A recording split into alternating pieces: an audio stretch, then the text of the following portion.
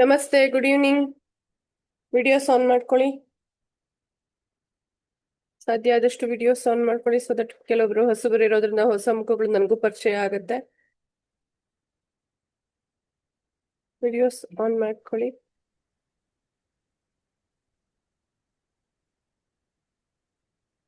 ಅಕ್ಕ ನಮಸ್ತೆ, ನಾನ್ ಸುಜಾತ. ನಮಸ್ತೆ ಸುಜಾತ, ನಮಸ್ತೆ. ಎಷ್ಟೊಂದ್ ದಿನ ಆಯ್ತು, ಇವತ್ ಮೀಟ್ ಮಾಡೋ ಅವಕಾಶ ಬಂದಿದೆ ನನಗೆ. ಎಸ್, ಫೋನಲ್ಲಿ ತುಂಬಾ ಸಲ ಮಾತಾಡಿದ್ವಿ, ಬಟ್ ಮುಖತಃ ನೋಡಿರ್ಲಿಲ್ಲ. ಇವತ್ತು ಅದಕ್ಕೆ ಅವಕಾಶ ಕೂಡ ಬಂತು ನಿಮ್ಗೆ. ಎಸ್, ಆ, ಅಕ್ಕ. ಯಾ, ಓಕೆ. ಯಾಕೆ ಚೆನ್ನಾಗಿದ್ದೀರಾ ಅಕ್ಕ? ಹಾ, ಚೆನ್ನಾಗಿದ್ದೀನಿಪ್ಪ. ನೀವೆಲ್ಲ ಚೆನ್ನಾಗಿದ್ದೀರಾ? ಹಾ, ಚೆನ್ನಾಗಿದೆ ಅಕ್ಕ. ಓಕೆ, ಸೊ ಬೇರೆಯವರು ವಿಡಿಯೋಸ್ ಆನ್ ಮಾಡ್ಕೊಳ್ಳಿ.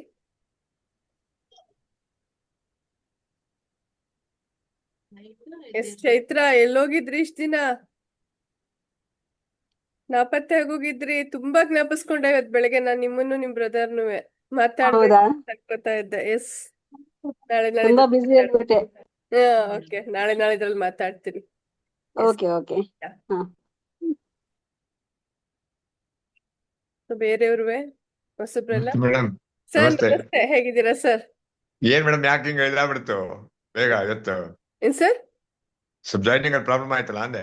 ನೆಟ್ವರ್ಕ್ ಜಾಯ್ನಿಂಗ್ ಇಷ್ಟು ಇಲ್ಲ ಆಯ್ತು. ಸರ್, ಇಲ್ಲ. ಸೊ ಕೆಲವ್ರಿಗೆ ಪಾಪ ಜಾಯ್ನಿಂಗ್ ಗೆ ಪ್ರಾಬ್ಲಮ್ ಆಯ್ತು. ಸೊ ಅದಕ್ಕೆ ರೀಪೋಸ್ಟ್ ಮಾಡಿ ಜಾಯಿನ್ ಆಗೋದ್ರ ಸ್ವಲ್ಪ ಅಲ್ಲಿ ಡಿಲೇ ಆಯ್ತು. ಎಸ್, ಅದೇ ನಾನೊಂದು ನಮ್ ಫ್ರೆಂಡ್ಸ್ ಕಳ್ಸಿದ್ದೆ. Mostly I don't think got the link or not. No worries ನೋಡು. ಸರ್. ಅದು ಸರ್, ಯಾರಿಗೆ ಯೂನಿವರ್ಸ್ ಒಂದು ಕಾಲ್ ಎಕ್ಸಾಕ್ಟ್ಲಿ, ಕೊಡುತ್ತೋ ಅವ್ರ ಮಾತ್ರ ಜಾಯಿನ್ ಆಗಕ್ಕಾಗೋದು. ಎಲ್ಲರೂ ಜಾಯಿನ್ ಆಗೋದಕ್ಕೆ ಆಗೋದಿಲ್ಲ ಅಲ್ವಾ? That's right. Yes, thank you thank you. Welcome. So ಸುಮಾರು ಜನ ರೇಖಿ ಕಲ್ತಿರೋರು ಇದ್ದೀರಾ, ನನ್ನ ಹತ್ರ ರೇಖಿ ಕಲ್ತಿರೋರೇ ಇದ್ದೀರಾ. Okay, no worries. Okay, so anyway, ಯಾವಾಗ ರಿಫ್ರೆಶ್ ಮಾಡ್ತಾ ಇದ್ರೆ ನಿಮ್ಗೂ ಚೆನ್ನಾಗೇ ಇರುತ್ತೆ. S, absolutely. ಯಾ. ಸೊ ನಾವು ಈಗ ಆಲ್ರೆಡಿ ಟೈಮ್ ಆಗಿರೋದ್ರಿಂದ ಡೈರೆಕ್ಟ್ ಆಗಿ ನಾವು ಸಬ್ಜೆಕ್ಟ್ ಗೆ ಹೊರಟೋಗೋಣ. ಸೊ ನಿಮಿಷ ಸ್ಕ್ರೀನ್ ಶೇರ್ ಮಾಡ್ತೀನಿ.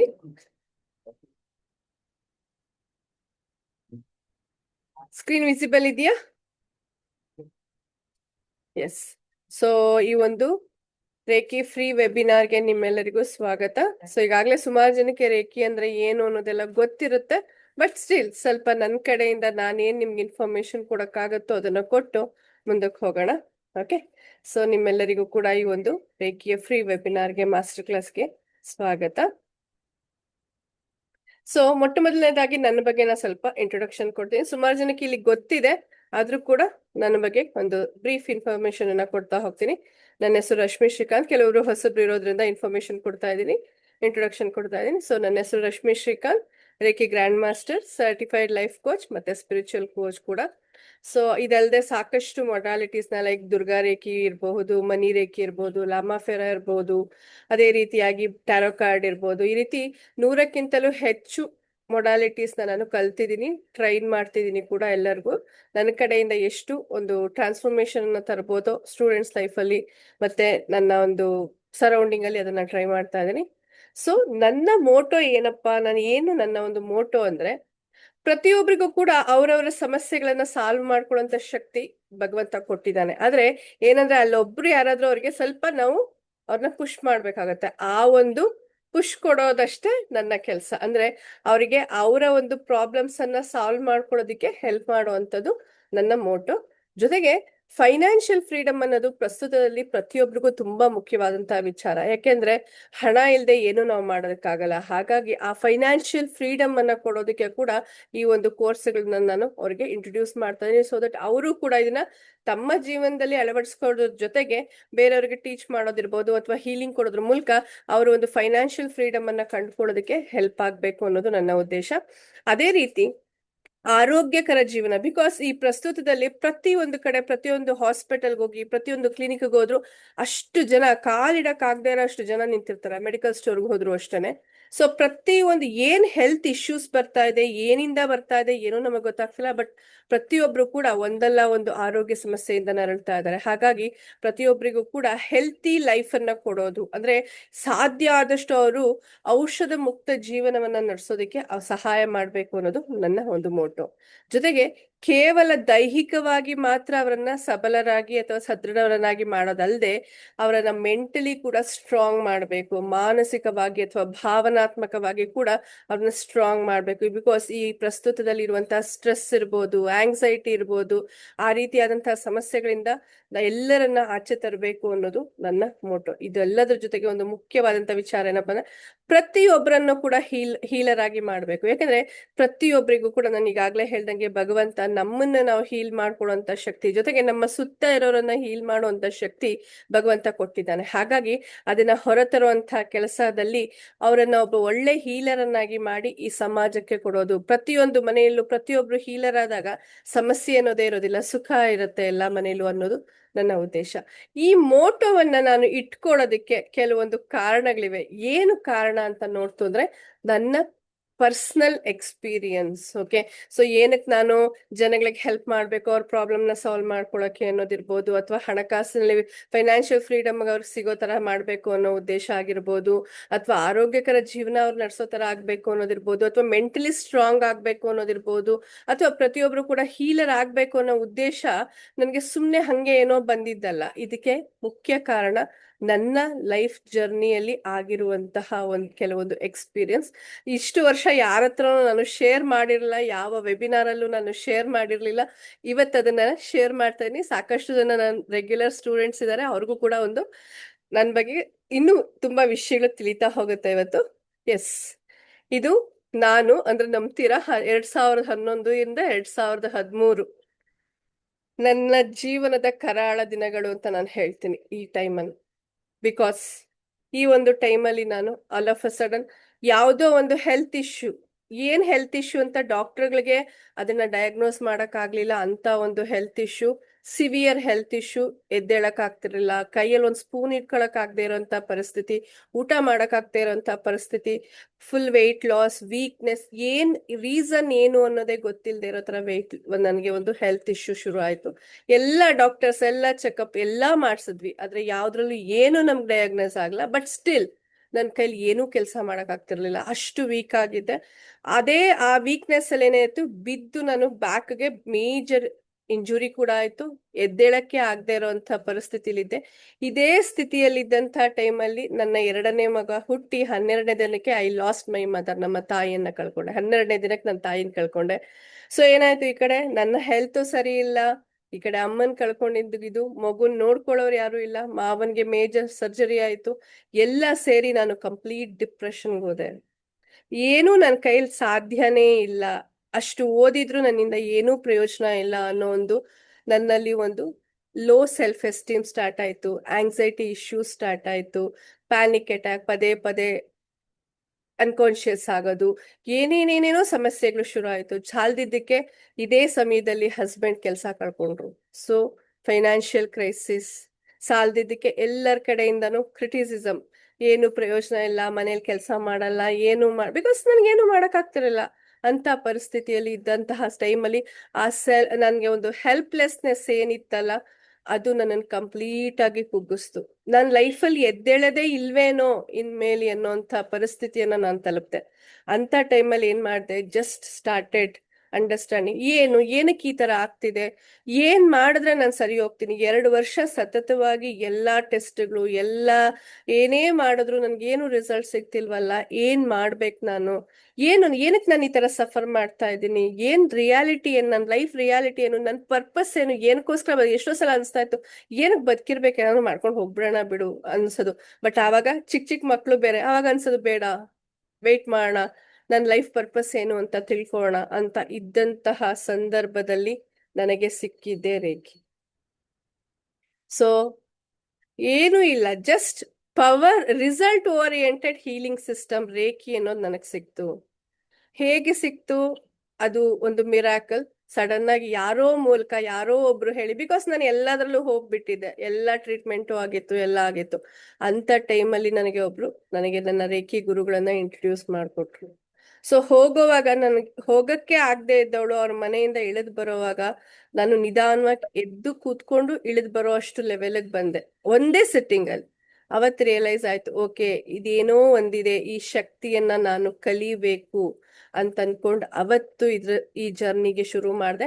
ಬಟ್ ನಾನು ಈ ಜರ್ನಿಗೆ ಬರೋದಕ್ಕೆ ಕಂಪ್ಲೀಟ್ ರೀಸನ್ ನನ್ನ ಹಸ್ಬೆಂಡ್. ಇವತ್ತಿಗೂ ನಾನು I am very much grateful to him. ಅವತ್ತು ಕರ್ಕೊಂಡು ಹೋಗಿ ಅವ್ರು ನನ್ನ ಅಲ್ಲಿ ಕೂರಿಸ್ದೇ ಇದ್ದಿದ್ರೆ ಆ ಕ್ಲಾಸ್ ಅಲ್ಲಿ ನಾನು ಇವತ್ತು ನಿಮ್ ಮುಂದೆ ಕೂತ್ಕೋತಾ ಇರಲ್ಲ, ಬೇರೆ ಯಾವತ್ತೋ ಆಗೋಗ್ತಿತ್ತು ನಂದು. ಓಕೆ, ಸೊ ಹಾಗಾಗಿ ಆ ಕ್ಷಣದಲ್ಲಿ ನನಗೆ ಕೈ ಹಿಡಿದಿದ್ದು ಯಾರು ಅಂದ್ರೆ ನನಗೆ ರೇಖಿ. ಕಂಪ್ಲೀಟ್ ಏನೂ ನನಗೆ ಹೋಪ್ಸೇ ಇಲ್ಲ ಅಂದಂತ ಟೈಮಲ್ಲಿ 360 ಡಿಗ್ರಿ ಟ್ರಾನ್ಸ್ಫಾರ್ಮೇಶನ್ ಅನ್ನ ನನ್ನ ಲೈಫಲ್ಲಿ ತಂದಿದ್ದು ರೇಖಿ ಹೀಲಿಂಗ್.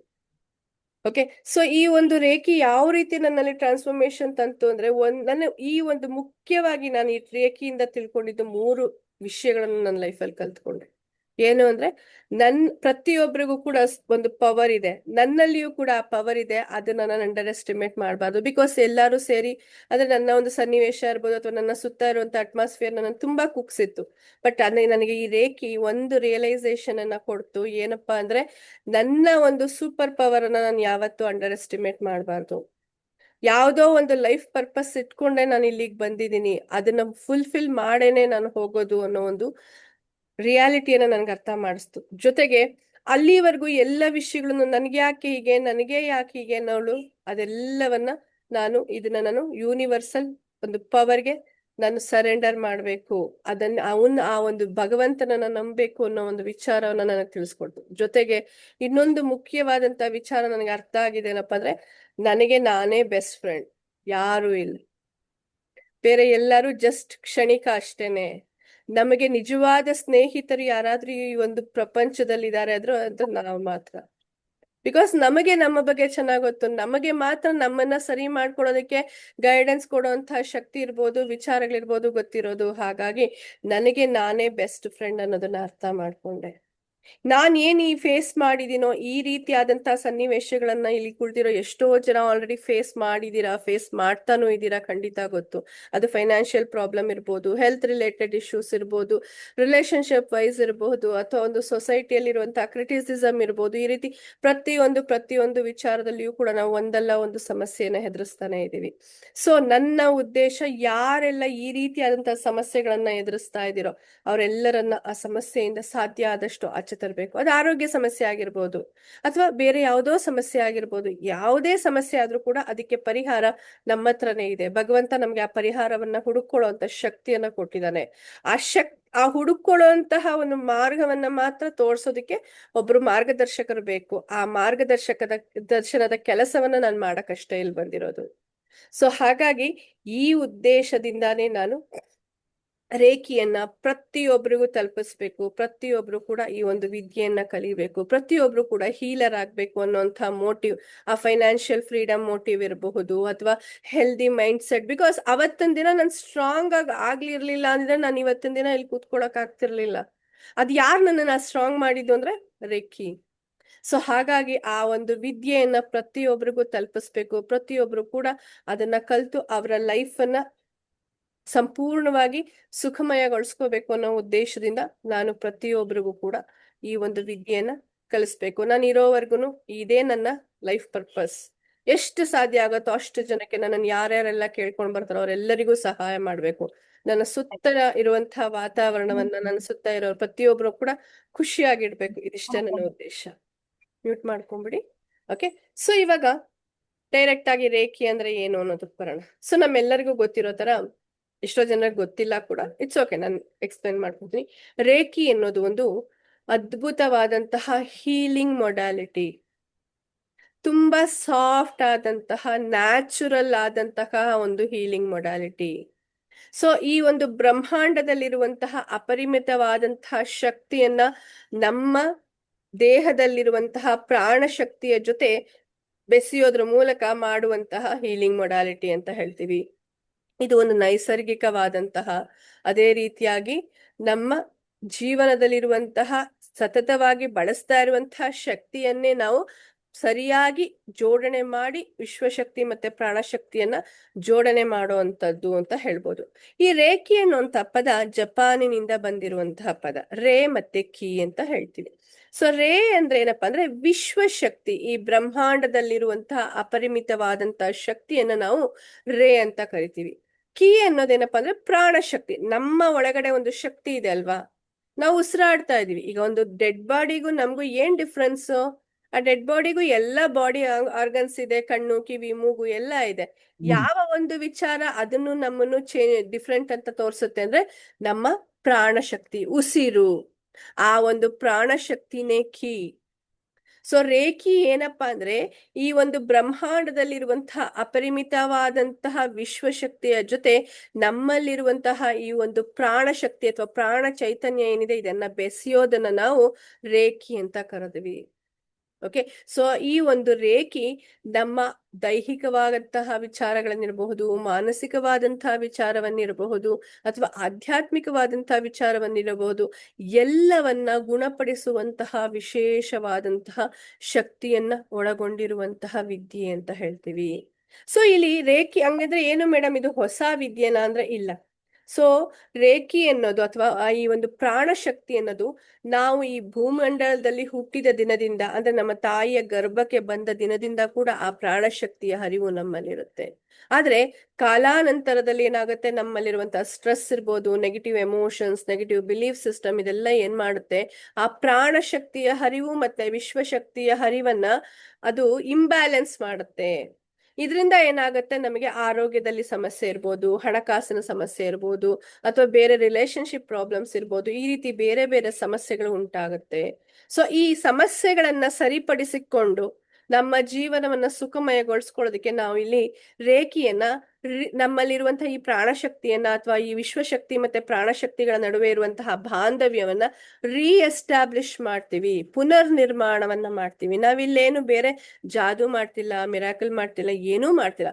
ಜಸ್ಟ್ ನಾವು ಮಾಡ್ತಾ ಇರೋದು ಆ ಒಂದು ಡಿಸ್ಕನೆಕ್ಟ್ ಆಗಿರುವಂತಹ ಎನರ್ಜಿ ಫ್ಲೋ ಅನ್ನ ನಾವು ರೀಕನೆಕ್ಟ್ ಮಾಡ್ತಾ ಇದೀವಿ. ಸೊ ಯಾವಾಗ ರೀಕನೆಕ್ಟ್ ಮಾಡ್ತೀವೋ ಅವಾಗ ಏನಾಗುತ್ತೆ, ನಮ್ಮ ಜೀವನದಲ್ಲಿ ಸಾಕಷ್ಟು ಉಪಯೋಗಗಳಾಗ್ತಾ ಹೋಗುತ್ತೆ.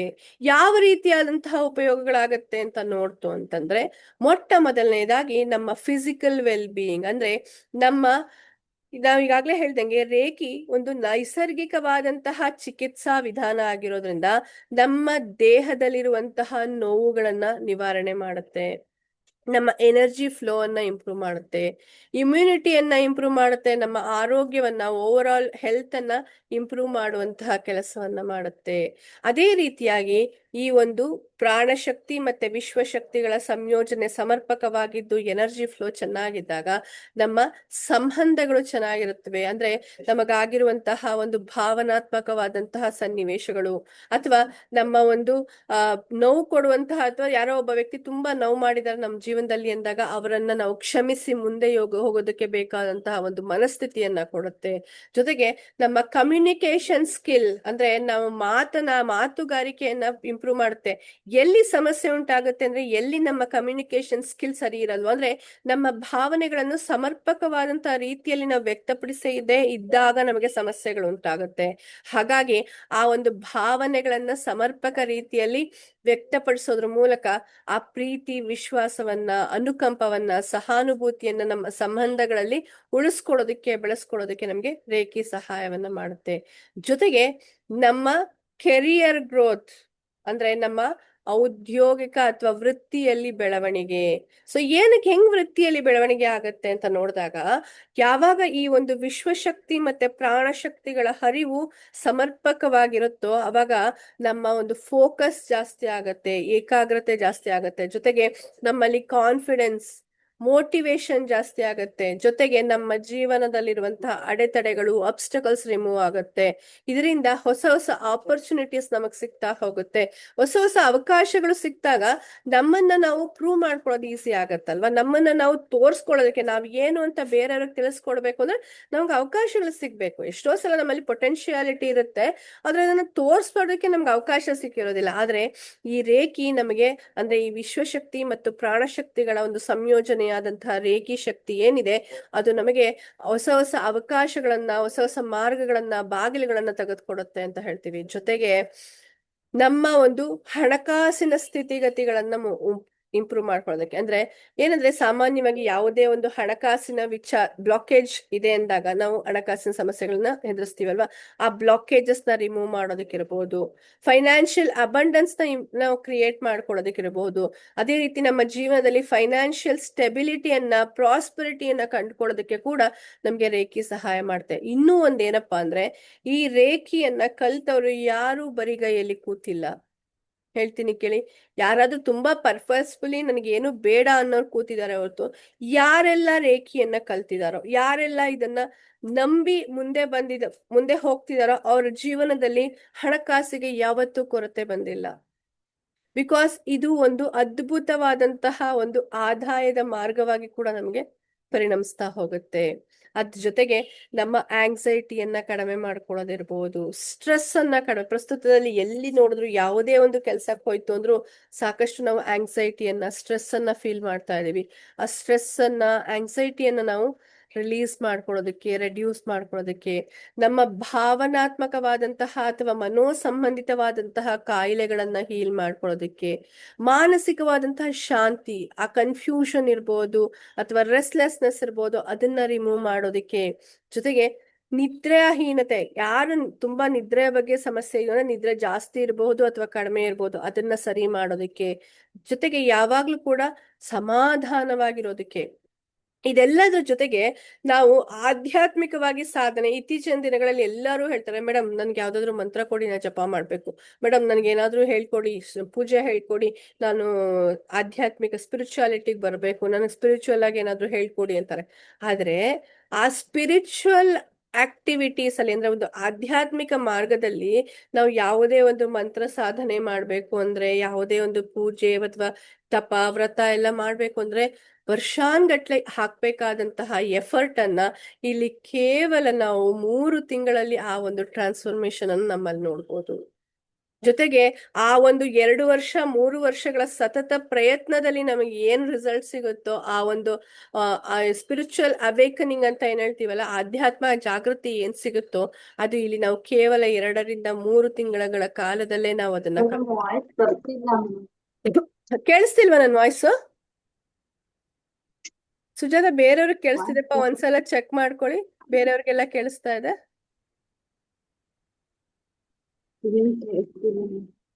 ಬೇರೆಯವ್ರಿಗೆ ಕೇಳಿಸ್ತಿದೆಪ್ಪ, ಒಂದ್ಸಲ ಚೆಕ್ ಮಾಡಿ. ಕೇಳ್ತಾ ಇದೆ. Okay, thank you sir. Okay, so ಆಧ್ಯಾತ್ಮಿಕವಾದಂತಹ ಒಂದು ಪ್ರಗತಿಗೋಸ್ಕರ ಕೂಡ ನಮಗೆ ಈ ಒಂದು ರೇಖಿ ಸಹಾಯ ಮಾಡುತ್ತೆ. ಜೊತೆಗೆ ನಮ್ಮನ್ನ ಮತ್ತೆ ನಮ್ಮ ಕುಟುಂಬವನ್ನ ಎಲ್ಲ ವಿಧವಾದಂತಹ ನಕಾರಾತ್ಮಕ ಶಕ್ತಿಗಳಿಂದ ನಾವು ಪ್ರೊಟೆಕ್ಟ್ ಮಾಡ್ಕೊಳ್ಳೋದಕ್ಕೆ, ಅದು ದೃಷ್ಟಿದೋಷ ಇರ್ಬೋದು, ಬೇರೆಯವರ ಒಂದು ಹೊಟ್ಟೆ ಕಿಚ್ಚಿರ್ಬೋದು, ಬೇರೆ ಯಾವುದೇ ಒಂದು ದುರಾಲೋಚನೆಯಿಂದ ನಮ್ಮನ್ನ ನಾವು ರಕ್ಷಣೆ ಮಾಡ್ಕೊಳ್ಳೋದಕ್ಕೆ, ನಮ್ಮ ಕುಟುಂಬವನ್ನ ರಕ್ಷಣೆ ಮಾಡ್ಕೊಳ್ಳೋದಕ್ಕೆ ಕೂಡ ನಮಗೆ ರೇಖಿ ಶಕ್ತಿ ಸಹಾಯವನ್ನ ಮಾಡುತ್ತೆ ಅಂತ ಹೇಳ್ತೀವಿ. ಅಲ್ಲದೆ ನಮ್ಮ ಬಗ್ಗೆ ನಮಗೆ ಅರಿವನ್ನ ಮೂಡಿಸೋದಕ್ಕೆ, ನಮ್ಮ ಬಗ್ಗೆ ನಾವು ಒಂದು ಸೆಲ್ಫ್ ಲವ್ಗೆ. ವಾಯ್ಸ್ ಬರ್ತಿಲ್ಲ. ಸುಜಾತ ಒಂದ್ಸಲ ನನ್ಗೆ ಲಾಗ್ ಔಟ್ ಆಗಿ ಲಾಗಿನ್ ಆಗಿಪ್ಪ, ಬೇರೆಯವ್ರಿಗೆಲ್ಲ ಕೇಳಿಸ್ತಾ ಇದೆ. ನಿಮ್ದೇನೋ ಸಿಸ್ಟಮ್ ಪ್ರಾಬ್ಲಮ್ ಇರ್ಬೇಕು. ಲಾಗ್ ಔಟ್ ಆಗಿ ಲಾಗಿನ್ ಆಗಿ ಮತ್ತೆ ಜಾಯಿನ್ ಆಗಿಪ್ಪ. ಇಲ್ಲ ಮೇಡಮ್, ಕೇಳಿಸ್ತಿಲ್ಲ. ಎಲ್ಲರಿಗೂ ಕೇಳಿಸ್ತಿದೇನಾ ನೋಡಿ? ಎಲ್ಲರಿಗೂ ಕೇಳಿಸ್ತಿದೆಪ್ಪ. ಕ್ಲಿಯರ್ ಇದೆ ಮೇಡಮ್. ನಿಮ್ಮೊಬ್ರಿಗೆ ಕೇಳಿಸ್ತಾ ಇಲ್ಲ, ಎಲ್ಲರಿಗೂ ಕೇಳಿಸ್ತಾ ಇದೆ. ಒಂದ್ಸಲ ಲಾಗ್ ಔಟ್ ಆಗಿ ಲಾಗಿನ್ ಆಗಿಪ್ಪ. ಕೇಳಿಸ್ತಿದೆ ಮೇಡಮ್. ಹಾ, ಒಂದ್ಸಲ ಲಾಗ್ ಔಟ್ ಆಗಿ ಲಾಗಿನ್ ಆಗಿ ಸುಜಾತ.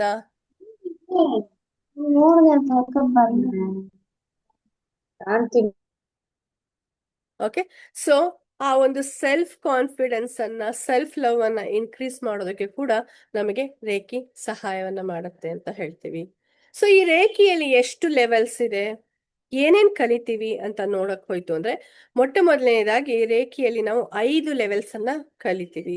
ಸೊ ಲೆವೆಲ್ 1 ಮತ್ತೆ ಲೆವೆಲ್ 2 ಅನ್ನ ನಾವು, ಲೆವೆಲ್ 1 ಅನ್ನ ಫೌಂಡೇಶನ್ ಲೆವೆಲ್ ಅಂತ ತಗೋತೀವಿ. ಅದೇ ರೀತಿ ಲೆವೆಲ್ 2 ಅನ್ನ ನಾವು ಹೀಲರ್ ಲೆವೆಲ್ ಅಂತ ಕರಿತೀವಿ. ಸೊ ಲೆವೆಲ್ 1 ಲೆವೆಲ್ 2 ಎರಡನ್ನೂ ನಾವು ಹೀಲರ್ ಲೆವೆಲ್ ಅಂತಾನು ತಗೋಬಹುದು. ಲೆವೆಲ್ 3 ಅನ್ನ ನಾವು ಪ್ರಾಕ್ಟೀಷನರ್ ಲೆವೆಲ್ ಅಂತ ತಗೊಳ್ತೀವಿ.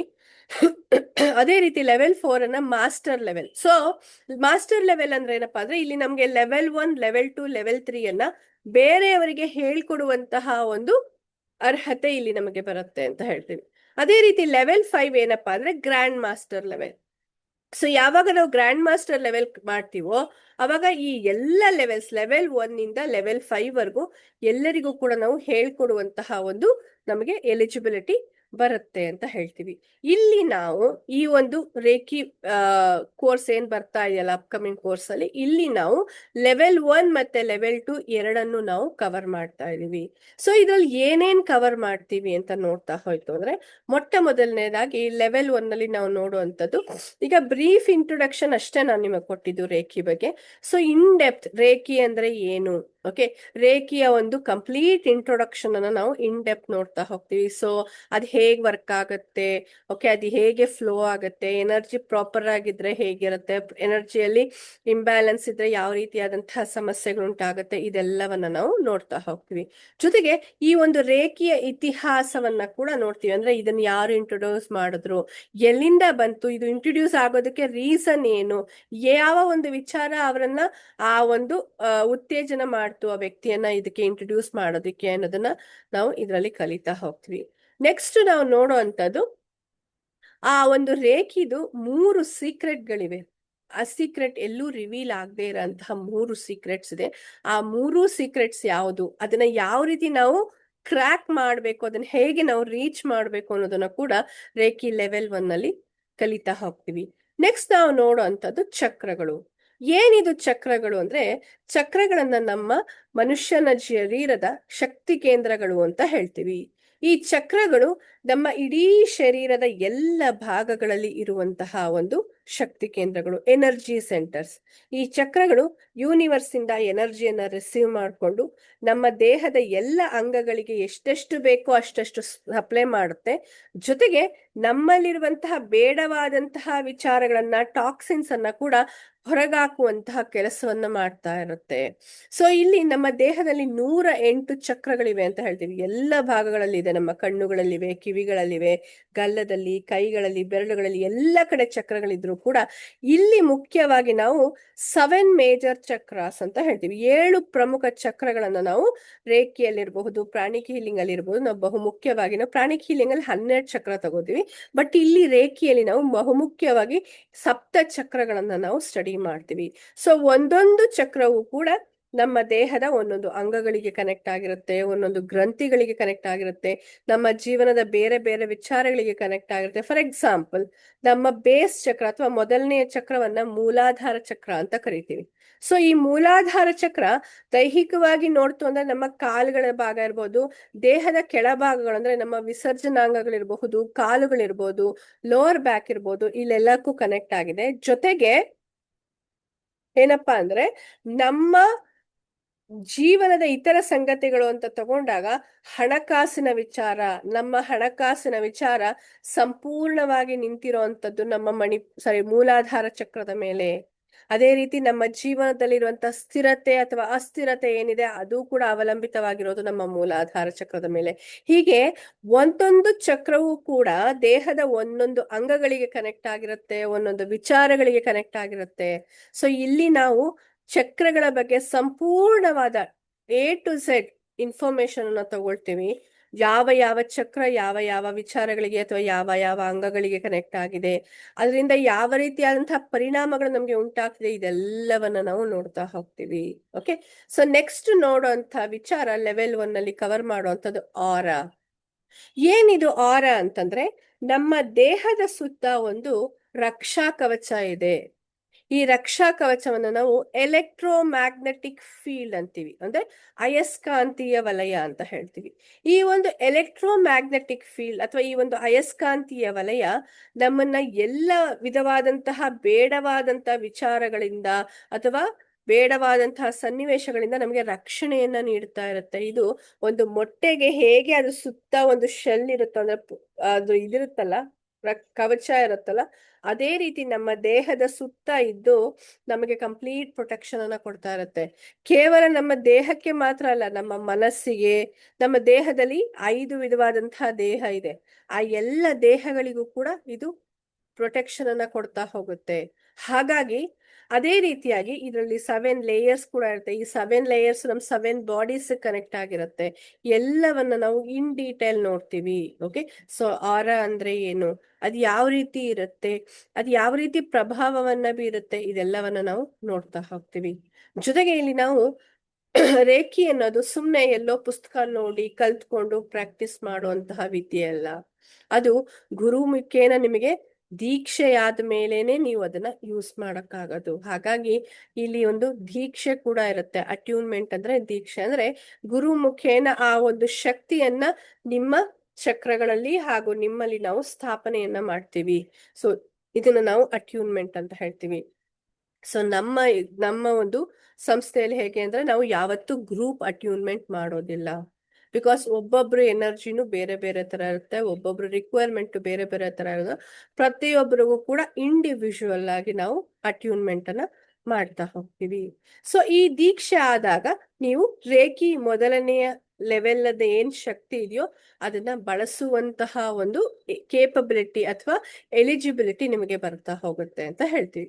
ಸೊ ಅದೇ ರೀತಿಯಾಗಿ ಲೆವೆಲ್ 1 ನಲ್ಲಿ ಕವರ್ ಮಾಡುವಂತಹ ಇನ್ನೊಂದು ಮುಖ್ಯವಾದಂತಹ ವಿಚಾರ ಏನಪ್ಪಾ ಅಂದ್ರೆ ಚಕ್ರ ಮೆಡಿಟೇಷನ್. ಯಾಕಂದ್ರೆ ಈ ಒಂದು ದೀಕ್ಷೆಯನ್ನ ಕೊಟ್ಟಾಗ ಏನಾಗುತ್ತೆ, ನಿಮ್ಮ ಚಕ್ರಗಳಲ್ಲಿರುವಂತಹ ಬ್ಲಾಕೇಜಸ್ ನ ರಿಮೂವ್ ಮಾಡಿ, ಓಕೆ, ಅದರಲ್ಲಿರುವಂತಹ ಎಲ್ಲ ಬೇಡದ ವಿಚಾರಗಳನ್ನ ಅಥವಾ ಏನೇ ಒಂದು ಇಂಬ್ಯಾಲೆನ್ಸ್ ಇದ್ರೆ ಅದನ್ನೆಲ್ಲ ರಿಮೂವ್ ಮಾಡಿ ನಾವು ಪಾಸಿಟಿವ್ ಎನರ್ಜಿಯನ್ನ ಮತ್ತೆ ರೇಖಿ ಶಕ್ತಿಯನ್ನ ಫಿಲ್ ಮಾಡಿರ್ತೀವಿ. ಆದ್ರೆ ಇದು ಹಾಗೆ ಮೇಂಟೈನ್ ಆಗ್ಬೇಕು ಅಂದ್ರೆ ನೀವು ಕೆಲವೊಂದು ಆಕ್ಟಿವಿಟೀಸ್ ಅನ್ನ ಮಾಡ್ಬೇಕಾಗತ್ತೆ ರೆಗ್ಯುಲರ್ ಆಗಿ. ಅದರಲ್ಲಿ ಬಹು ಮುಖ್ಯವಾದದ್ದು ಯಾವ್ದಪ್ಪ ಅಂದ್ರೆ ಚಕ್ರ ಮೆಡಿಟೇಷನ್. ಸೊ ನಮ್ಮ ಚಕ್ರಗಳು ಚೆನ್ನಾಗಿತ್ತು ಅಂದ್ರೆ ನಮ್ ಲೈಫ್ ಚೆನ್ನಾಗಿರುತ್ತೆ. ನಮ್ ಲೈಫ್ ಚೆನ್ನಾಗಿರ್ಬೇಕು ಅಂದ್ರೆ ನಮ್ ಚಕ್ರ ಚೆನ್ನಾಗಿರ್ಬೇಕು. ಇದನ್ನ ಮನ್ಸಿಗೆ ತಗೊಂಡ್ಬಿಡಿ. ಹಾಗಾಗಿ ನಮ್ಮ ಚಕ್ರಗಳನ್ನ ಸದಾ ಕಾಲ ಬ್ಯಾಲೆನ್ಸ್ಡ್ ಆಗಿ ಇಟ್ಕೊಳ್ಳಕ್ಕೆ ಬೇಕಾದಂತಹ ಚಕ್ರ ಮೆಡಿಟೇಷನ್ ಅನ್ನ ಕೂಡ ನಾವು ಇಲ್ಲಿ ಕಲಿತಾ ಹೋಗ್ತೀವಿ. ಕ್ಲಿಯರಾ? ಸೊ ನೆಕ್ಸ್ಟ್ ಇದಾದ ಮೇಲೆ ನಾವು ಹೋಗುವಂಥದ್ದು ಲೆವೆಲ್ 2, ರೇಖಿ ಲೆವೆಲ್ 2. ಬಿಕಾಸ್ ನಾವಿಲ್ಲಿ ರೇಖಿ ಲೆವೆಲ್ 1 ಮತ್ತೆ ಲೆವೆಲ್ 2 ಎರಡನ್ನು ಒಟ್ಟಿಗೆ ಕವರ್ ಮಾಡ್ತಾ ಇರೋದ್ರಿಂದ ಏನಕ್ಕೆ ಒಟ್ಟಿಗೆ ಕವರ್ ಮಾಡ್ತೀವಿ ಅನ್ನೋದನ್ನು ನಾನು ನಿಮ್ಗೆ ಹೇಳ್ತೀನಿ ಇದಾದ್ಮೇಲೆ. ಓಕೆ, ಸೊ ರೇಖಿ ಲೆವೆಲ್ 2 ಅಲ್ಲಿ ಮೊದಲನೇದಾಗಿ ನೋಡುವಂಥದ್ದು ಸಿಂಬಲ್ಸ್. ರೇಖಿಯಲ್ಲಿ ನಾವು ಲೆವೆಲ್ 2 ಅಲ್ಲಿ 3 ಸಿಂಬಲ್ ಗಳನ್ನ ಕಲಿತೀವಿ. ಅದರಲ್ಲಿ ಒಂದನ್ನ ಪವರ್ ಸಿಂಬಲ್ ಅಂತೀವಿ, ಮೊದಲನೆಯದನ್ನ, ಎರಡನೇದ ಮೆಂಟಲ್ ಅಥವಾ ಎಮೋಷನಲ್ ಸಿಂಬಲ್ ಅಂತೀವಿ, ಮೂರನೆಯದನ್ನ ಡಿಸ್ಟೆನ್ಸ್ ಸಿಂಬಲ್ ಅಥವಾ ಆಬ್ಸೆಂಟ್ ಸಿಂಬಲ್ ಅಂತ ಹೇಳ್ತೀವಿ. ಈ 3 ಸಿಂಬಲ್ ಗಳನ್ನ ಯಾವ ರೀತಿ ಡ್ರಾ ಮಾಡ್ಬೇಕು, ಅದು ಡ್ರಾ ಮಾಡೋದಕ್ಕಿರುವಂತಹ ರೂಲ್ಸ್ ಅಂಡ್ ರೆಗ್ಯುಲೇಷನ್ಸ್ ಏನು, ಅದರ ಯೂಸೇಜ್ ಏನು, ಯಾವ ಟೈಮಲ್ಲಿ ಯೂಸ್ ಮಾಡ್ಬೇಕು, ಹೆಂಗ್ ಯೂಸ್ ಮಾಡ್ಬೇಕು, ಇದೆಲ್ಲವನ್ನ ಡೀಟೇಲ್ಡ್ ಆಗಿ ನಾವಿಲ್ಲಿ ಕಲಿತೀವಿ. ಈ ಸಿಂಬಲ್ಸ್ ಇಲ್ಲೂ ಕೂಡ ನಾವು ಸೆಕೆಂಡ್ ಲೆವೆಲ್ಗೆ ಕೂಡ ದೀಕ್ಷೆ ಇರುತ್ತೆ. ಓಕೆ, ಸೊ ಮೊದಲನೇ ಲೆವೆಲ್ ಅಲ್ಲಿ ಕೊಟ್ಟಂತಹ ದೀಕ್ಷೆಗಿಂತಾನೂ ಕೂಡ ಪವರ್ಫುಲ್ ಆದಂತಹ, ಅದಕ್ಕಿಂತಲೂ ಇನ್ನೂ ಇಂಟೆನ್ಸ್ ಇರುವಂತಹ ಇಲ್ಲಿ ಅಟ್ಯೂನ್ಮೆಂಟ್ ನಿಮಗಿರುತ್ತೆ. ಇದಾದ್ಮೇಲೆ ನಾವು ನೋಡುವಂಥದ್ದು ರೇಖೆಯ ಮುಖ್ಯ ಆಧಾರ ಸ್ತಂಭಗಳಾದಂತಹ 3 ಆಧಾರ ಸ್ತಂಭಗಳನ್ನ ನಾವು ನೋಡ್ತೀವಿ. ಅದೇ ರೀತಿ ಆ ಆಧಾರ ಸ್ತಂಭಗಳನ್ನ ಯಾವ ರೀತಿ ಬಳಸ್ಬೇಕು, ಅದರಲ್ಲಿರುವಂತಹ ಮೆಥಡ್ಸ್ ಇರ್ಬೋದು, ಸ್ಟೆಪ್ಸ್ ಇರ್ಬೋದು, ಅದನ್ನ ನಾವು ತಿಳ್ಕೊಳ್ತೀವಿ. ಇದಾದ್ಮೇಲೆ ನಾವು ನೋಡುವಂಥದ್ದು ಸೆಲ್ಫ್ ಹೀಲಿಂಗ್. ಅಂದ್ರೆ ರೇಖೆಯನ್ನ ಬಳಸಿ ನಮ್ಮನ್ನ ನಾವು ಯಾವ ರೀತಿ ಹೀಲ್ ಮಾಡ್ಕೋಬೇಕು. ಅದು ದೈಹಿಕವಾದಂತಹ ಸಮಸ್ಯೆ ಆಗಿರ್ಬೋದು, ಮಾನಸಿಕವಾದಂತಹ ಸಮಸ್ಯೆ ಇರ್ಬೋದು, ಬೇರೆ ಯಾವುದೇ ಸಮಸ್ಯೆ ಇದ್ರೂ ಕೂಡ ನಮ್ಮನ್ನ ನಾವು ಯಾವ ರೀತಿ ಹೀಲ್ ಮಾಡ್ಕೋಬೇಕು ಅನ್ನೋದನ್ನ ಇದ್ರಲ್ಲಿ ನಾವು ನೋಡ್ತೀವಿ.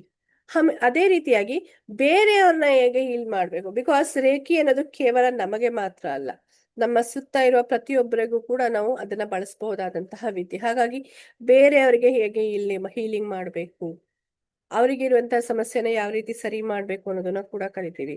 ಜೊತೆಗೆ ಡಿಸ್ಟೆನ್ಸ್ ಹೀಲಿಂಗ್ ಅಂದ್ರೆ ನಾವು ರೇಖಿ ಲೆವೆಲ್ 2ಗೆ ನಾವು ಎಂಟರ್ ಆದ್ವಿ ಅಂದ್ರೆ ನಾವು ಕುಳಿತಿರೋಂಥ ಜಾಗದಿಂದ ಪ್ರಪಂಚದಲ್ಲಿ ಯಾವುದೇ ಮೂಲೆಯಲ್ಲಿದ್ರು ಕೂಡ ಅವ್ರಿಗೆ ನಾವು ಹೀಲಿಂಗ್ ಅನ್ನ ಕಳಿಸ್ಬೋದು.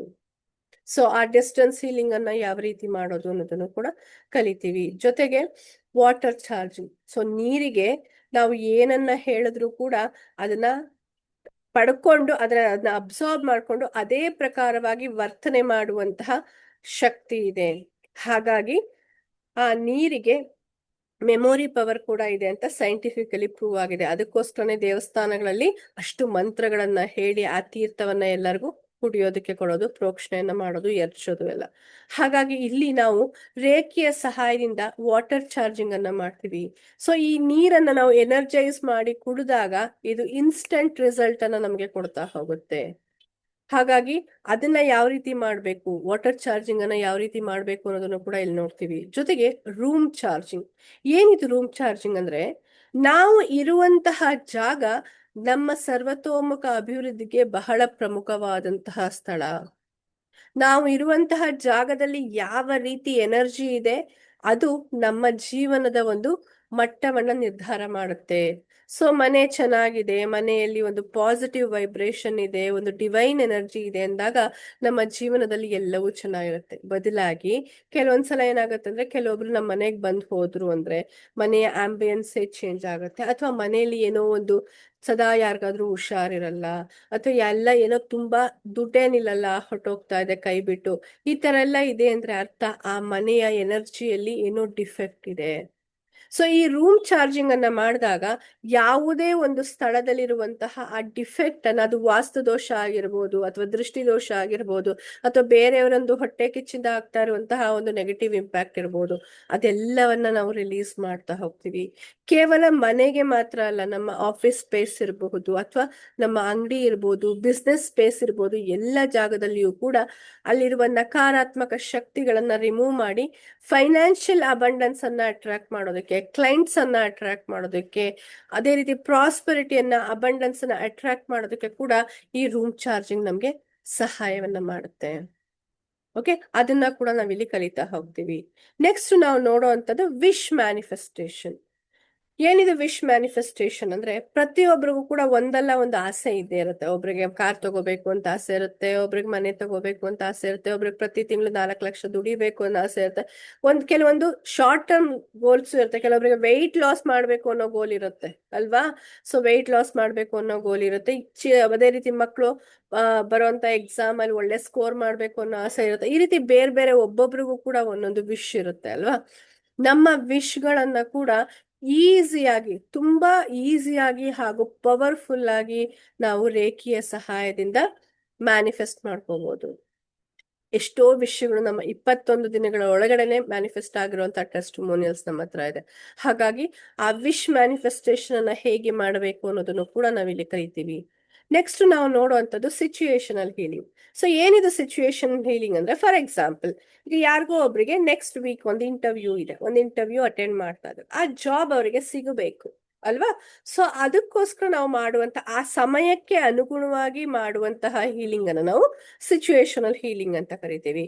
ಹಾಗಾಗಿ ನಮ್ಮ ಜೀವನದಲ್ಲಿ ಮುಂಬರುವಂತಹ ಯಾವುದೇ ಒಂದು ಸಿಚುಯೇಷನ್ಗೆ ಹೀಲ್ ಮಾಡಿ ಅದನ್ನ ನಮಗೆ ಪೂರಕವಾಗಿ, ನಮಗೆ ಫೇವರಬಲ್ ಆಗಿ ಮಾಡ್ಕೊಳ್ಳುವಂತಹ ವಿಷಯವನ್ನ ಕೂಡ ಈ ಒಂದು ಸಿಚುಯೇಷನಲ್ ಹೀಲಿಂಗ್ ನ ಮೂಲಕ ನಾವು ಕಲಿತಾ ಹೋಗ್ತೀವಿ. ನೆಕ್ಸ್ಟ್ ನೋಡುವಂಥದ್ದು ಏನಪ್ಪಾ ಅಂದ್ರೆ 7 ಚಕ್ರ ಹೀಲಿಂಗ್. ಏನಿದು 7 ಚಕ್ರ ಹೀಲಿಂಗ್ ಅಂತಂದ್ರೆ, ನಮ್ಗೇನಾಗುತ್ತೆ, ನಾವು 21 ಡೇಸ್ ನಾವು ಸೆಲ್ಫ್ ಹೀಲಿಂಗ್ ಪ್ರಾಕ್ಟೀಸ್ ಮಾಡಿ ಅಂತ ಹೇಳಿರ್ತೀವಿ.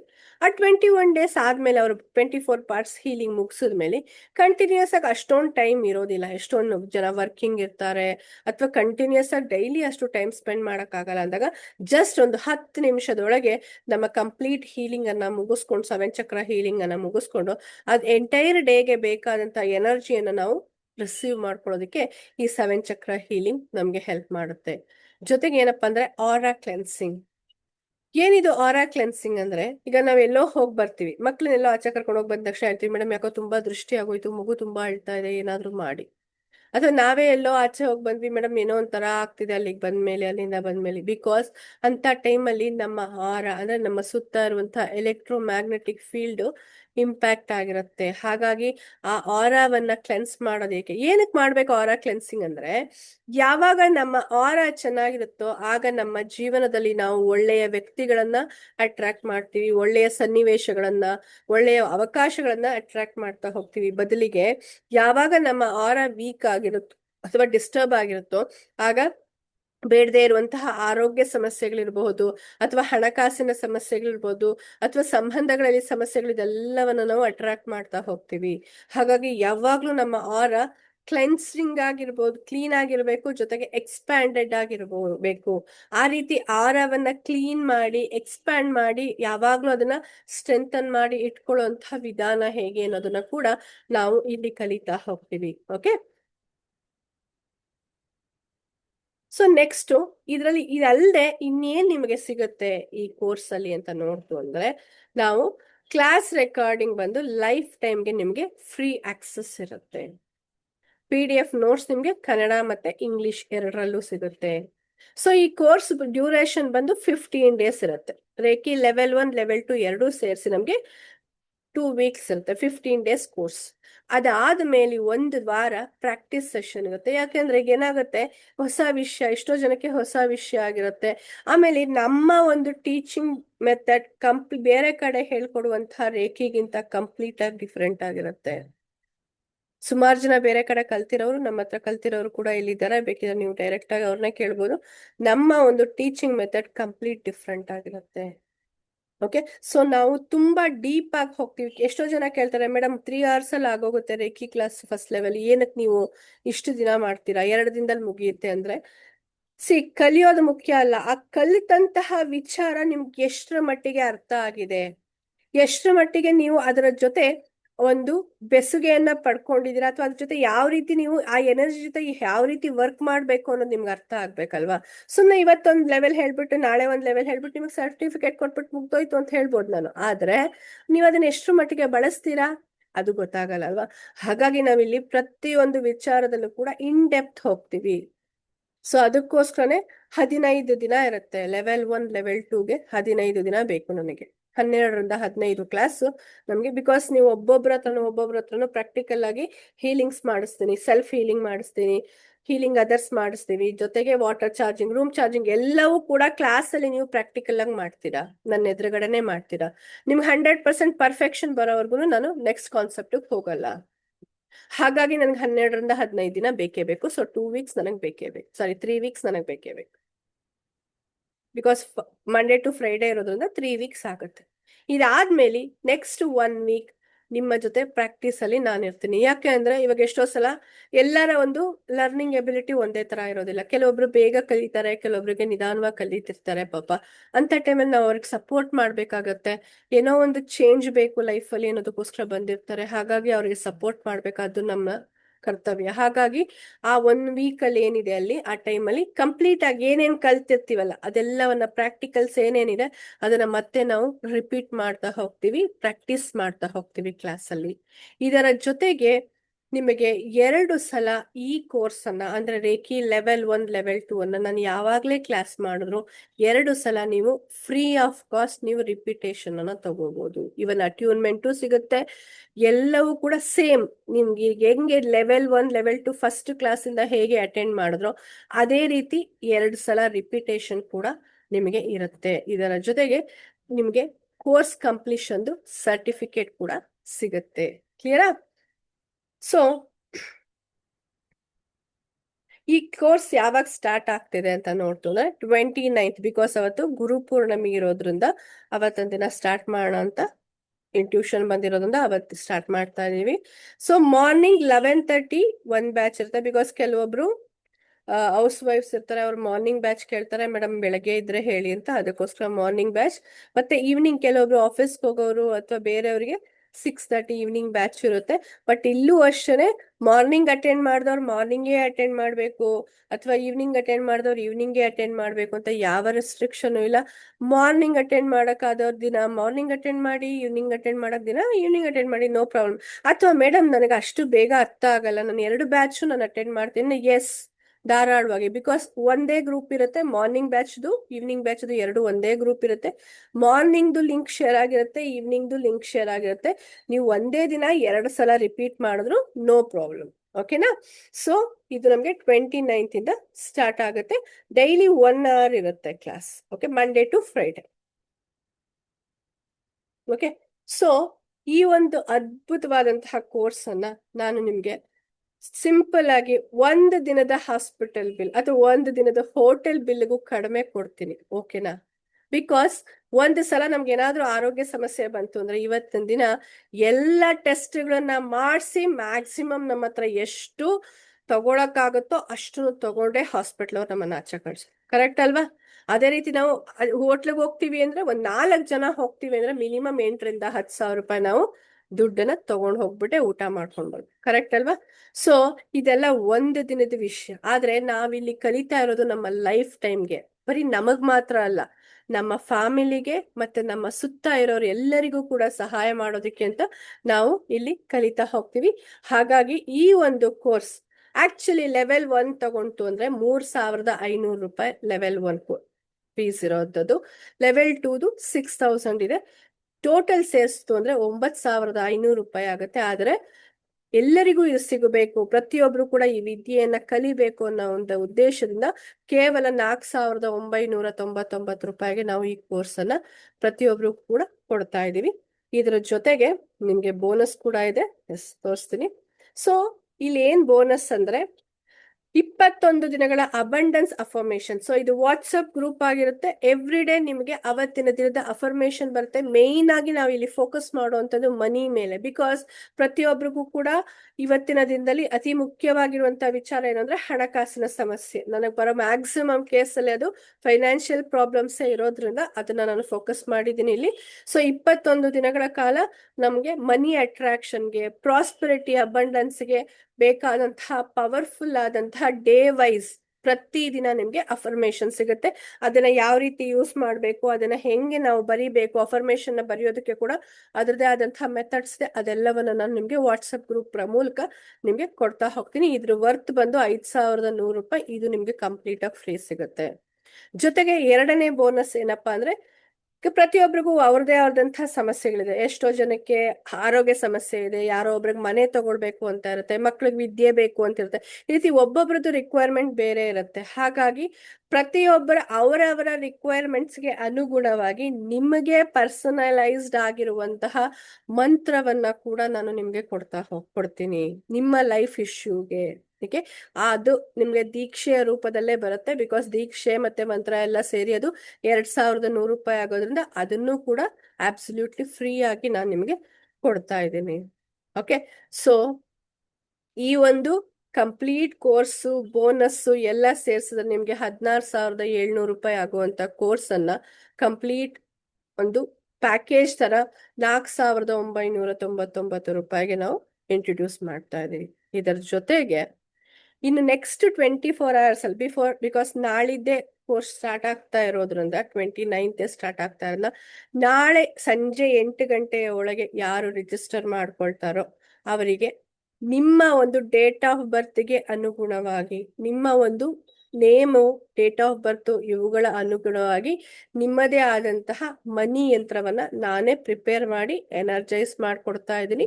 ಅದು ವರ್ತ್ ಬಂದು 2,100 ರೂಪಾಯಿ ಇರೋದ್ರಿಂದ ಅದನ್ನು ಕೂಡ ನಾಳೆ ಒಳಗಡೆ ಯಾರು ರಿಜಿಸ್ಟರ್ ಆಗ್ತಾರೋ, ನಾಳೆ ಸಂಜೆ 8 ಗಂಟೆ ಒಳಗೆ ಅವರಿಗೆ ಅದನ್ನ ನಾನು ಫ್ರೀ ಆಗಿ ನಾನೇ ಎನರ್ಜೈಸ್ ಮಾಡಿ ಕೊಡ್ತಾ ಇದ್ದೀನಿ. ಸೊ ಇದಿಷ್ಟು ಕೂಡ ನಾವು ಕೊಡ್ತಾ ಇರುವಂತಹ ಒಂದು ಆಫರ್ ಅಂತ ಹೇಳ್ಬೋದು. ಸೊ ಇಷ್ಟ್ರ ಬಗ್ಗೆ ಯಾರಿಗಾದ್ರೂ ಏನಾದ್ರು ಡೌಟ್ ಇದ್ರೆ ಕೇಳಿ. ನಿಮ್ಮ ಅಮೂಲ್ಯ ಸಮಯವನ್ನ ನಮಗಾಗಿ ಕೊಟ್ಟಿದ್ದಕ್ಕೋಸ್ಕರ ನಿಮಗೆ ಧನ್ಯವಾದಗಳು. ಈ ಒಂದು ಒಳ್ಳೆ ಆಪರ್ಚುನಿಟಿನ ಮಿಸ್ ಮಾಡ್ಕೋಬೇಡಿ. ಆದಷ್ಟು ಬೇಗ ಎನ್ರೋಲ್ ಮಾಡ್ಕೊಳ್ಳಿ. ಇನ್ನೇನೇ ಡೌಟ್ ಇದ್ರು ಕೇಳಿ. 1 ನಿಮಿಷ ನಾನು ಸ್ಕ್ರೀನ್ ಶೇರ್ ಸ್ಟಾಪ್ ಮಾಡ್ತೀನಿ. ಎಸ್, ಹೇಳಿಪ್ಪ ನಿಖಿತಾ. ನಮಸ್ತೆ ಮ್ಯಾಮ್. ನಮಸ್ತೆಪ್ಪ, ಹೇಳಿ. ಮ್ಯಾಮ್, ನಾವು ಕಲ್ತಾಗಿದೆ ಎಲ್ಲ ಹೇಳಲೇ ಇಲ್ವಲ್ಲ ಮ್ಯಾಮ್ ನೀವು? ಯಾವ್ಯಾವಾಗ ಏನೇನ್ ನಾವು ಬರುತ್ತೆ, ರೇಖೆ ಕಲ್ತಾರ ಮ್ಯಾಮ್. ನಾವ್ ಯಾವ್ಯಾವಾಗ ಏನೇನ್ ಬರುತ್ತೋ ಅದನ್ನ ಕೊಡ್ತಾ ಹೋಗೋದಷ್ಟೇ. ಮ್ಯಾಮ್, ಇವಾಗ ನಾವೇನ್ ಮಾಡೋದು? ನೀವೇನ್ ಮಾಡೋ ಜಾಯ್ನ್ ಆಗ್ಬೇಕಾಗುತ್ತೆ. ನೀವ್ ಈಗ ತಾನೇ ಮುಗಿಸಿದಿರಲ್ಲ. ನಿಮ್ಗೆ ನಾಳೆ ಕರುಣಾರೇಖಿ ನಿಮ್ಗೆ ಅದ್ರಲ್ಲೂ ಬರುತ್ತೆ ಆಫರ್. ಬಿಡಿ, ಯಾಕೆ ತಲೆ ಕೆಡ್ಸ್ಕೊತೀರಾ? ನಾಳೆ ಕರುಣಾರೇಖಿ ವೆಬಿನಾರ್ ಇದೆಯಲ್ಲ, ಬಿಡಿ, ತಲೆ ಕೆಡ್ಸ್ಕೊ. ಹೌದಾ ಮ್ಯಾಮ್? ಯಾರಿಗೂ ಲಾಸ್ ಮಾಡಲ್ಲ. ಡೋಂಟ್ ವರಿ, ಯಾರಿಗೂ ಲಾಸ್ ಮಾಡಲ್ಲ. ಅದಕ್ಕೆ ನಾ ಕೇಳ್ದೆ. ಇಲ್ಲ, ನಾಳೆ ನಿಮ್ಗೆ ಏನ್ ಕೊಡ್ತಾರೋ ಗೊತ್ತಿಲ್ಲ. ಯೂನಿವರ್ಸ್ ಏನ್ ಕೊಡ್ತಾರೋ ಯೂನಿವರ್ಸ್ ಮೇಡಮ್ ಗೊತ್ತಿಲ್ಲ. ಏನ್ ಕೊಡ್ತಾರೋ ಗ್ರಾಬ್ ಮಾಡ್ಕೊಳ್ಳಿ ಅಷ್ಟೇ. ನಾಳೆ ಇದೆ ನಿಮ್ದು ಕರುಣಾರೇಖಿ ವೆಬಿನಾರ್, ನಾಳೆ ಇದೆ. ಓಕೆ ಮ್ಯಾಮ್, ಅದಕ್ಕೆ ಮಾಡಿ. Okay, thank you. ಹೇಳಿ ಸುಜಾತ. ಅಕ್ಕ, ಈಗ ಅದಕ್ಕೆ ಕಲಿಬೇಕು ಅಂದ್ರೆ ಓದ್ಬೇಕಾ ಅಕ್ಕ? ಇಲ್ಲ. ಇನ್ನು ಓದಿಲ್ವಲ್ಲ. ಏನು ಓದ್ಬೇಡಿಪ್ಪ, ಓದೋ ಅವಶ್ಯಕತೆ ಇಲ್ಲ. ಏನಾದ್ರೂ ಬರ್ಕೊಳಕ್ಕೆ ಇದಕ್ಕೆ ಏನು ಬರಲ್ಲ ಅಕ್ಕ. ನನಗೆ ಪರವಾಗಿಲ್ಲ. ಇಂಟ್ರೆಸ್ಟ್ ಇದೆ, ಎಷ್ಟನೇ ಆದ್ರೆ ಕ್ಲಾಸ್ ಓದಿದಿರಪ್ಪ? ಅಕ್ಕ 5ನೇ ಕ್ಲಾಸ್. ಆದ್ರೆ ಹಳ್ಳಿಲಿ ಓದಿರೋದು ನನ್ಗೆ ಏನು ಬರಲ್ಲ. ಡಾಕ್ಟರ್ ರಾಜ್ಕುಮಾರ್ 4ನೇ ಕ್ಲಾಸ್ ಓದಿರೋದಮ್ಮ. ಆದ್ರೆ ನನ್ನ ರೀತಿಯಾಗಿ ಹಂಗೆ ಇದೇ ಹೇಳಿದ್ದು ನನ್ಗ್ ಬರ್ಲಿಲ್ಲ, ಅದು ಒಂದ್ ಬರ್ಲಿಲ್ಲ. ನಾನು ಹೇಳಿದ್ದಿದೆ ಪಾಯಿಂಟ್. ನಮ್ಮಲ್ಲಿರುವಂತಹ ಸೂಪರ್ ಪವರ್ ಅನ್ನ ನಾವ್ ಯಾವತ್ತೂ ಅಂಡರ್ ಎಸ್ಟಿಮೇಟ್ ಮಾಡಬಾರ್ದು. ಯಾರು ಗೊತ್ತು, ನಾಳೆ ದಿನ ನೀವು ಒಬ್ರು ಬೆಸ್ಟ್ ಹೀಲರ್ ಆಗ್ಬೋದು, 10 ಜನಕ್ಕೆ ಸಹಾಯ ಮಾಡ್ಬೋದು, ಯಾರು ಗೊತ್ತು. ಅಕ್ಕ, ನಾನ್ ಕಲರ್ ಥೆರಪಿ ಕಲ್ತ್ಬಿಟ್ಟು ನಿಮ್ಮಿಂದನೇ ನಾನೀಗ ನಿಮಗೆ ಹೇಳಕ್ಕೆ ಅಂತ ಹೇಳಿ ನನಗೆ ಅವಕಾಶ ಸಿಗ್ಲಿ ಅಂತ ನಾನ್ ಕಾಯ್ತಾ ಇದ್ದೆ. ನಾನು ಇಷ್ಟು ಎದ್ದು ಕೂತಿದ್ದೀನಿ ಅಂದ್ರೆ ಈ ಅಕ್ಕನಿಂದಾನೆ. ನಾನು ಫುಲ್ಲು ಹುಷಾರಿದ್ದಿದ್ದಿಲ್ಲ, ಬ್ಯಾಕ್ ಪೈನು, ಸುಸ್ತು, ಫುಲ್ಲು ನನ್ಗೆ ಬದುಕದೆ ಬೇಡ ಅಂತ ಅನ್ಕೊಂಡಿದ್ದೆ. ನಾನು ಅಷ್ಟು ವೀಕ್ನೆಸ್ ಆಗ್ಬಿಟ್ಟಿದ್ದೆ. ನಿಜ, ನನಗೆ ಈ ಅಕ್ಕ ನನಗೆ ಫುಲ್ ಹೆಲ್ಪ್ ಮಾಡಿದ್ದಾರೆ. Thank you. ನಾನು ಇವರಿಂದಾನೇ ನನಗೆ ಎದ್ದು ಕೂತಿರೋದು, ನಮ್ ಸೌಮ್ಯ ಮೇಡಮ್, ನಮ್ಮ ರಶ್ಮಿ ಮೇಡಮ್ ಅವರಿಂದಾನೆ. ಇರ್ಲಿಪ್ಪ, ಒಳ್ಳೇದಾಗ್ಲಿಪ್ಪ, ನೀವೆಲ್ಲ ಚೆನ್ನಾಗಿರ್ಬೇಕಷ್ಟೇ. ನಾನು ಹಂಗಾಗಿ ನನ್ ಪ್ರೀತಿಯಿಂದ ನನ್ನ ಅಕ್ಕ ಅಂತಾನೆ. ಎಷ್ಟೊಂದ್ ದಿನ ಆಯ್ತು ನಾನ್ ನಿಮ್ ಹತ್ರ ಮಾತಾಡೋಣ ಇಷ್ಟೆಲ್ಲ ಅಂತ ಹೇಳಿ ಖುಷಿಯಿಂದ ನಾನು ಇವತ್ತು ಹೇಳ್ತಿದ್ದೀನಿ ಅಕ್ಕ. ಆಗ್ಲಿಪ್ಪ, ಕಲೀರಿ. ನಾನ್ ನಿಮ್ಗೆ ತುಂಬಾ ಸಲ ಹೇಳಿದೆ ಕೂಡ, ನೀವು ಕಲೀರಿ ಅಂತ, ನಿಮ್ಗೆ ಹೆಲ್ಪ್ ಆಗತ್ತೆ ಅಂತ. ಬಟ್ ನಿಮ್ ಪಾಪ ಆ ಎಸಿಟೇಷನ್ ಇದ್ದೇ ಇತ್ತು. ನೋ ವರೀಸ್, ನಾನ್ ನಿಮ್ಗೆ ನನ್ಗೆ ಇದು ಒಂದೇ ಇತ್ತು ಅಕ್ಕ, ಓದ್ಬೇಕಾ, ಇದಕ್ಕೆ ಬರೀಬೇಕಾ, ಏನ್ ನಡೆಯುತ್ತಾ ಅಂತ ಹೇಳಿ ಇತ್ತು ಅಕ್ಕ ನನ್ ತಲೆಯಲ್ಲಿ ಅಷ್ಟೇ. ಏನಿಲ್ಲ, ಸಿಂಪಲ್ ಆಗಿ ನಿಮ್ಗೆ ಅರ್ಥ ಆಗೋ ತರಾನೇ ಹೇಳ್ಕೊಡೋಣ, ಏನು ತೊಂದರೆ ಇಲ್ಲ. ಓಕೆನಾ? ಓಕೆ ಅಕ್ಕ, ಆಯ್ತು. ಓಕೆ ಅಕ್ಕ, ಆಯ್ತು. Okay, thank you. ಗಾಡ್ ನಿಮಗ್ ಡ್ರಾಯಿಂಗ್ ಬಂದ್ರೆ ಸಾಕು ಕಣ್ರಿ, ಡ್ರಾಯಿಂಗ್ ಬಂದ್ರೆ ಎಲ್ಲ ಆಗೋಗುತ್ತೆ. ಡ್ರಾಯಿಂಗ್ ಅಷ್ಟೇ. ಆದ್ರೆ ನನ್ಗೆ ಅಂದ್ರೆ ಜನಕ್ಕೆ ಹೆಲ್ಪ್ ಮಾಡ್ಬೇಕಂತ ತುಂಬಾ ಇದೆ ಕಣ್ರಿ. ನಾನು ಈಗ ಅದ್ರನ್ನು ಫ್ರೀ ಹೆಲ್ತ್ ಮಾಡ್ತಿದ್ದೀನಿ. ಆಮೇಲೆ ಮಕ್ಳಾಗಕ್ಕೆ ಔಷಧಿ ಸಹ ನಾನು ಫ್ರೀ ಆಗಿ ಕೊಡ್ತಿದ್ದೀನಿ ಅಕ್ಕ. ನಾನು ಫ್ರೀ ಆಗಿ ಯಾವ್ದು ಕೊಡ್ಬಾರ್ದಪ್ಪ ಸುಜಾತ, ಬೆಲೆ ಇರಲ್ಲ ಅದಕ್ಕೆ. ಆಮೇಲೆ ಅವ್ರ ಕರ್ಮ ಕಳಿಯೋದಕ್ಕೆ ಅಂತ ಬಂದಿರ್ತಾರಲ್ವಾ, ಅಟ್ಲೀಸ್ಟ್ ಒಂದ್ 11 ರೂಪಾಯಿ ಆದ್ರೂ ತಗೊಳ್ಳಿ, 101 ರೂಪಾಯಿ ಆದ್ರೂ ತಗೊಳ್ಳಿ. ಫ್ರೀ ಆಗಿ ಕೊಡ್ಬೇಡಿ, ಯಾವ್ದು ಫ್ರೀ ಆಗಿ ಕೊಡ್ಬೇಡಿ. ಮೇಡಮ್, ಇವತ್ ನೀವು ಫ್ರೀ ವೆಬಿನಾರ್ ಮಾಡಿದೀರಾ ಅಂದ್ರೆ, ನಾನು ಫ್ರೀ ವೆಬಿನಾರ್ ಮಾಡಿದ್ರೆ ತಾನೇ ನೀವುಗಳು ಜಾಯಿನ್ ಆಗೋದು. ಅದಕ್ಕೆ ನಾ ಫ್ರೀ ವೆಬಿನಾರ್ ಮಾಡಿದ್ದೀನಿ ಅಷ್ಟೇ. ಬಿಕಾಸ್ ನಿಮ್ಗೆ ಆ ಒಂದು ಅವೇರ್ನೆಸ್ ಮೂಡಿಸ್ಬೇಕು. ಇಲ್ಲಿ ನಾನು ಏನು ಬೇರೆ ಏನು ನಿಮ್ಗೆ ವಿದ್ಯೆ ಕೊಡ್ತಾ ಇಲ್ಲ, ಜಸ್ಟ್ ನಿಮ್ಗೆ ಆ ಒಂದು ಪರಿಜ್ಞಾನವನ್ನ ಕೊಡ್ತಾ ಇದ್ದೀನಿ. ಏನಿದು ಅನ್ನೋದನ್ನ ನಿಮ್ಗೆ ತಿಳಿಸ್ಕೊಡ್ತಾ ಇದ್ದೀನಿ ಅಲ್ವಾ. ಈಗ ನಿಮ್ಗೆ ಇಷ್ಟು ದಿನ ನಿಮ್ಗೆ ಒಂದು ಭಯ ಇತ್ತು, ನನಗೆ ವಿದ್ಯೆ ಇಲ್ಲ, ನಾ ಕಲ್ತಿಲ್ಲ, ಇದನ್ನ ಹೆಂಗೆ ನಾನು ಕಲಿಯೋದು ಅಂತ. ಅದಕ್ಕೂ ಅವಕಾಶ ಇದೆ. ಓದಕ್ಕೆ ಬರ್ದೇ ಇರೋರಿಗೆಲ್ಲ ನಾನು ಹೇಳ್ಕೊಟ್ಟಿದ್ದೀನಿ. ಸುಮಾರು ಲ್ಯಾಂಗ್ವೇಜ್ ಬರ್ದೇ ಇದ್ದವ್ರಿಗೆ ಹೇಳ್ಕೊಟ್ಟಿದ್ದೀನಿ. ಸುಮಾರು ಚಿಕ್ಕ ಮಕ್ಳಿಗೂ ಹೇಳ್ಕೊಟ್ಟಿದ್ದೀನಿ, 80 ವರ್ಷದವರೆಗೂ ಹೇಳ್ಕೊಟ್ಟಿದ್ದೀನಿ. ಆ ಥರದ್ರಲ್ಲಿ ನಿಮ್ಗೆ ದೇವರು ಒಳ್ಳೆ ಬುದ್ಧಿ ಕೊಟ್ಟಿದ್ದಾನೆ, ಹಾಗಾಗಿ ನೀವು ಕಲಿಬಹುದು, ಏನು ತಲೆ ಕೆಡಿಸ್ಕೋಬೇಡಿ. ಓಕೆ ಅಕ್ಕ, ಆಯ್ತು, ಹಂಗೆ ಮಾಡ್ತೀನಿ. ನಾನು ಪ್ರೊಟೆಕ್ಷನ್ ಮಾಡ್ಕೊಳಕ್ಕೋಸ್ಕರನಾರು ಕಲೀಲೇಬೇಕು ಅನ್ನೋದು ಆಸೆ ನನ್ ತುಂಬಾ ಇದೆ. ನಿಮ್ಮ ಮನೆಯವ್ರನ್ನ, ನಿಮ್ಮ ಮಕ್ಕಳನ್ನ ಫಸ್ಟ್ ಫೋಕಸ್ ಮಾಡಿ. ನಂಗ್ ತುಂಬಾ ಜನ ಟಾರ್ಗೆಟ್ ಮಾಡ್ತಿದಾರೆ ಅಕ್ಕ. ಈಗಾಗ್ಲೇ ನಾನು ಅದನ್ನ ಫೇಸ್ ಮಾಡ್ತಿದ್ದೀನಿ. ನಾನು ಮೊದ್ಲಿಂದಾನು ಅದೇ ತಾನೇ ಸಮಸ್ಯೆ. ಎಸ್, ಅದಕ್ಕೆ ನಿಮ್ಗೆ ಪ್ರೊಟೆಕ್ಟ್ ಮಾಡ್ಕೋಬೇಕಲ್ವಾ.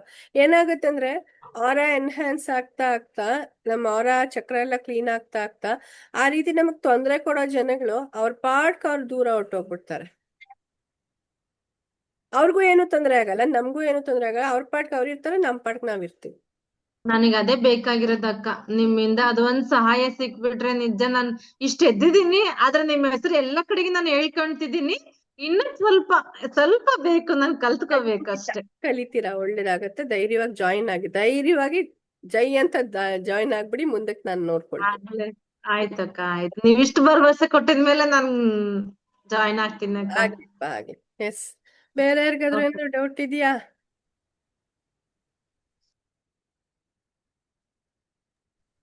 ನಿಮ್ಗೆಲ್ಲ ಫ್ರೀ ಇದೆ ಅಲ್ಲ? ನೀವು ಆಲ್ರೆಡಿ ಕಲ್ತಿದ್ದೀರಲ್ಲ. ಓಕೆ, ಕಲೀರಿ. ನಾಳೆ ಕರುಣಾರೇಖೆ ಇದೆ, ವೆಬಿನಾರ್ ಅಟೆಂಡ್ ಮಾಡಿ. ಓಕೆ. ಎಸ್.